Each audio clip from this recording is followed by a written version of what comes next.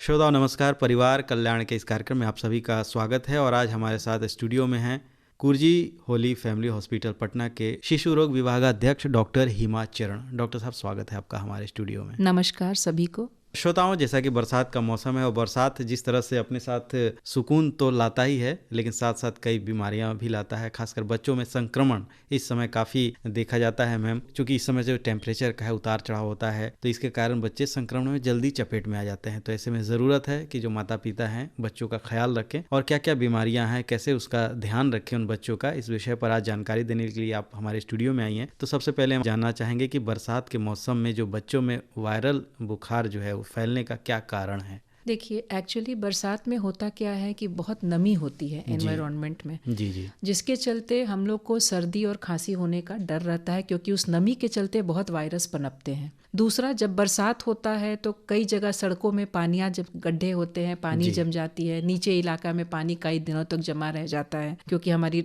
ठीक से नाला डेवलप नहीं है। बच्चे स्कूल जाते समय या लौटते समय भीग जाते हैं तो गीले कपड़े पहने रह जाते हैं, उनके जूते मोजे भीगे रह जाते हैं। और बच्चों का जो बाहर निकल के खाना खाने का प्रवृत्ति होता है कि ठेले पर का खाना खा लेना, तो ये सब लेके हम लोग बीमारी के चपेट में आ जाते हैं। कभी कभी बच्चे इस मौसम में भी ठंडे खाने, फ्रिज का पानी ये सब पीने लगते हैं। उसके चलते खासकर गले में खराश, सर्दी खांसी की तकलीफ होती है और बुखार आता है। जी, तो ये मुख्य कारण है। अगर लक्षण की हम बात करें तो वायरल बुखार बच्चों में सामान्यतः क्या लक्षण लेकर आते हैं? सामान्यतः वायरल फीवर जब बच्चों को होता है तो बच्चों को बुखार आता है, जो कि आमतौर पर 99, 100, 101 से कम रहना चाहिए। अगर 100 के ऊपर जाने लगा तो हमें थोड़ा कॉशियस हो जाना चाहिए। उसके साथ बच्चे को गले में दर्द, सर्दी, खांसी, अत्यधिक छींके आना, माथा दर्द, बदन दर्द, हाथ पैर में दर्द और कभी कभी उल्टियां और दस्त भी हो सकती हैं। वो भी वायरल फीवर के लक्षण हो सकते हैं। जी। बरसात के मौसम में जैसे कि नमी काफ़ी होती है, साफ सफाई थोड़ा सा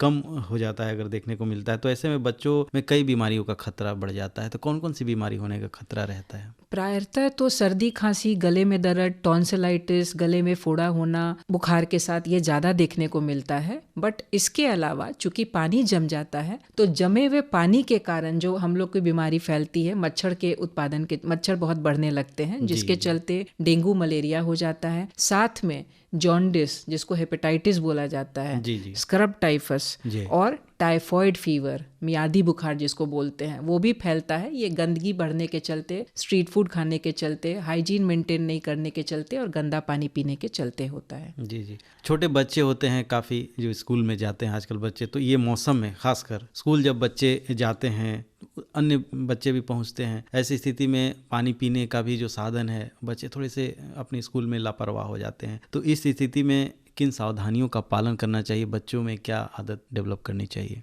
पहले तो हम ये चाहेंगे बताना आपको कि जब अत्यधिक बरसात हो रहा है तो माता पिता को नॉर्मली होता है कि अरे स्कूल है, बच्चे को भेज दो। तो नहीं, ऐसा कुछ नहीं है। अगर बहुत बरसात हो रहा है तो आप बच्चे को भीगने के लिए स्कूल मत भेजें। एक दिन नहीं जाने पर कोई परेशानी नहीं होती है। साथ में अगर आप बरसात के मौसम में बच्चे को स्कूल भेज रहे हैं तो उनके झोले में बरसाती और छाता कुछ एक चीज़ ज़रूर डालें कि अगर उसका इस्तेमाल करने का ज़रूरत पड़े तो बच्चे इस्तेमाल कर सकें। फिर ठंडा भोजन बच्चे को कभी न खाने को दें, खासकर बरसात के मौसम में। फ्रिज में रखी हुई आइटम, मिठाई, आइसक्रीम्स, ठंडा फ्रिज का पानी, ये सब बच्चे को पीने से वर्जित करें, वो नहीं खाने दें।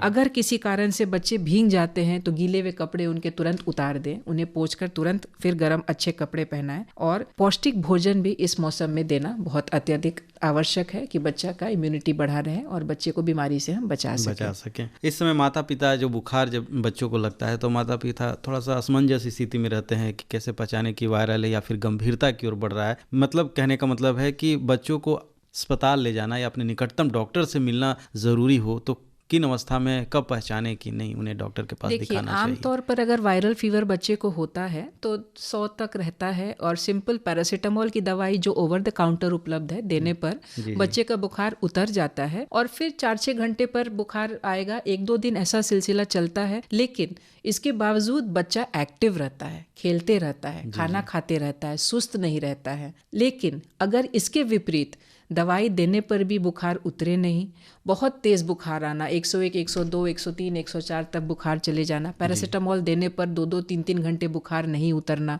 बच्चा सुस्त हो जाना, जब बुखार डाउन हो तो भी बच्चा बिस्तर पर पकड़े रहे, खाना नहीं खाए, सुस्ती होने लगे, बहुत अत्यधिक उल्टियाँ होना, दस्त होना, पेशाब में कमी हो जाना, ये सब शो करता है कि बच्चा सुस्त हो रहा है और इस हालत में तुरंत हमें डॉक्टर का हेल्प लेना चाहिए। अगर लगे बच्चा बिल्कुल सुस्त हो गया, दवा देने पर भी एक्टिवनेस जो उसमें थोड़ा सा कम है, क्योंकि बच्चा वैसे भी एक्टिव रहते हैं ज़्यादातर, लेकिन दवा देने के बावजूद अगर सुस्त हैं तो कहीं ना कहीं आपको ज़रूरत है कि अपने निकटतम डॉक्टर से मिले, जो भी शिशु रोग विशेषज्ञ हैं। वायरल बुखार के दौरान अगर सावधानी रखने की बात करें माता पिता कि क्या बच्चों में किस प्रकार से क्या सावधानी रखें, जैसे खासकर घरेलू नुस्खे इस्तेमाल करते हैं, तो इस तरह का है कि या फिर सीधे डॉक्टर से दिखाई लेना चाहिए या कुछ नहीं? अगर बच्चा एक्टिव है जैसे मैंने बताया और सिंपल पैरासीटामोल की दवाइयाँ देने पर बच्चे का फीवर उतर जाता है 6-7 घंटे के लिए, उस बीच बच्चा खाना पीना खा लेता है, तो हमें थोड़ा घरेलू नुस्खा जैसे कि गरम सूप, गरम दूध, हॉर्लिक्स जो बच्चे को पसंद है, कभी कभी बड़े बच्चे में तुलसी जी का काढ़ा बना के भी हम लोग घर में देते हैं, छुहाड़ा, इलायची, लौंग ये सब पका के भी बना के दी जाती है। इसके अलावा बहुत ज़रूरी है कि बच्चे को रेस्ट दिया जाए, आराम दिया जाए,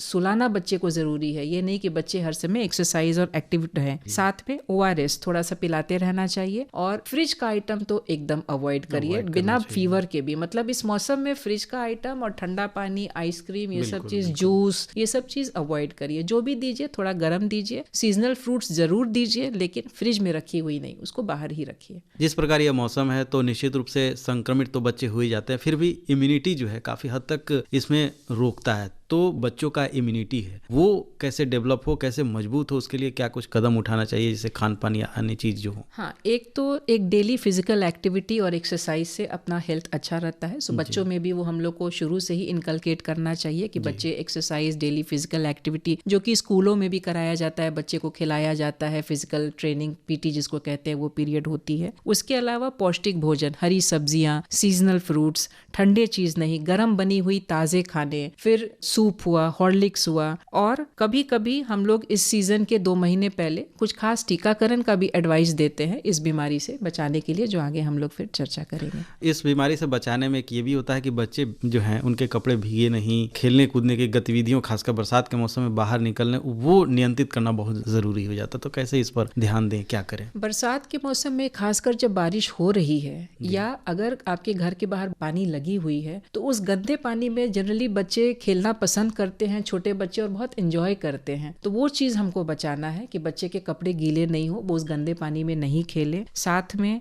जो कपड़ा गीला हो गया है उसको अगर किसी कारण से आते जाते वो भीग गए हैं तो तुरंत वो कपड़े उतार के उनको सोख के गर्म कपड़े पहनाइए और गरम गरम चीज पहनाइए। खासकर इसमें ये भी जरूरी है कि जब आप कपड़े पहनाएं तो चूंकि मच्छर बहुत बढ़ जाते हैं, फतिंगे कीड़े और बहुत बढ़ जाते हैं, जिनके चलते डेंगू, मलेरिया या लेप्टोस्पायरोसिस जैसी बीमारियां होती हैं, तो हमें loose fitting cotton clothes full covered पहनाना चाहिए, जिसमें कि बच्चे का हाथ पैर भी पैजामा जैसा ढीला पैजामा रहे, हाथ में ढीला टी-शर्ट रहे, कि बच्चे का हाथ पैर भी ढका रहे, ताकि हम लोग मच्छर काटने से, इंसेक्ट बाइट से उनको बचा सके। तो ये भी काफी हद तक बरसाती बीमारियों से बचाया जाता है। इस मौसम में जब बच्चों को सर्दी जुकाम हो गया या वायरल बुखार हुआ, तो उसके लक्षण कब तक हम वेट करें? एक परिवार में जब से दवा खाते हैं तो जो माता पिता थोड़े से घबरा जाते हैं कि नहीं आज नहीं ठीक हुआ, 1 दिन दवा खा लिया, 2 दिन दवा खा लिया, तो ये लक्षण कितने दिनों तक रहता है? कब सुधार, दवा खाने पर कब तक वेट करना चाहिए? सुधार के लक्षण कब से दिखने लगते हैं? आमतौर पर ये वायरल फीवर जो है वो बुखार 4 से 7 दिन रह सकता है, लेकिन 2 से 3 दिन बाद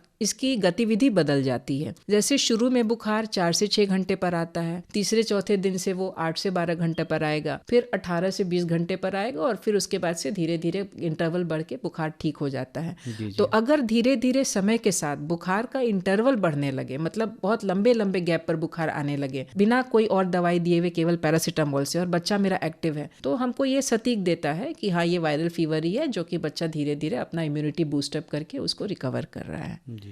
मतलब इसके अंतराल देखकर हम इसे निर्धारित कर सकते हैं। बच्चे जिस तरह से पिछले अगर हम लोग देखें कि कोरोना वायरस आया, तो बच्चों में सर्दी जुकाम खांसी अगर होता है तो क्या कुछ समानता देखते हैं या फिर कोरोना भी एक प्रकार का वायरस ही है, और उसके भी शुरुआती लक्षण सर्दी, खांसी और बुखारी होता है। इसके अलावा बच्चों में उल्टी और लूज मोशन भी कोरोना के लक्षण पाए जाते हैं। दस्त होना और उल्टियाँ भी कोरोना में बच्चे में लक्षण ये पाए जाते हैं। जी।